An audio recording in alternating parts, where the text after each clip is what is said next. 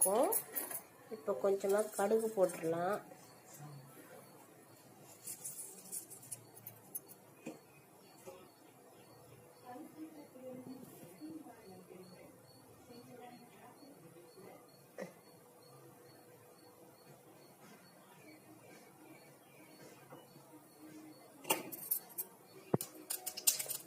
கடுகு நல்லா பொரியுது. கடுகு பொரிஞ்ச உடனே கருவேப்பிலை போட்டுக்கலாம். அதுக்கப்புறம் கோவக்காய்,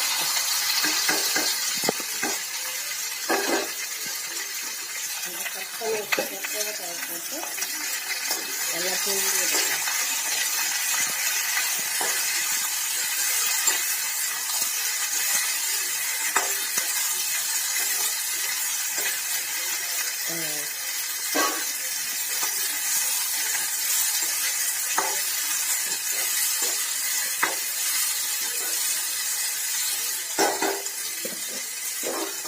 இது மூடி போட்டு ஒரு 3 நிமிஷம் நல்லா வதங்கட்டும்.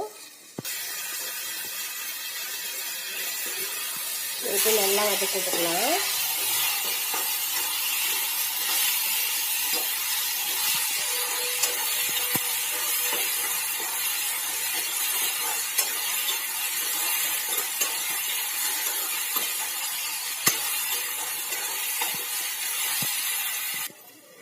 திருப்பி ஒரு 2 நிமிஷம் நல்லா மூடி போட்டு வதங்கட்டும்.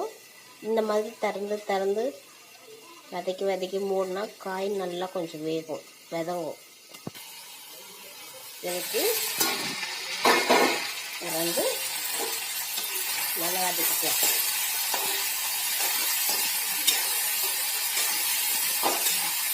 நல்லா ஸ்மெல் வருது. நல்லா இன்னும் கொஞ்சம் நல்லா வதக்கிக்கலாம்.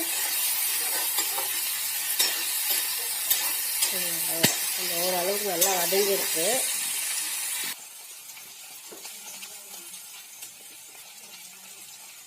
தேவையான தூள் உப்பு போட்டு மறுபடியும் கிண்டி விடலாம்.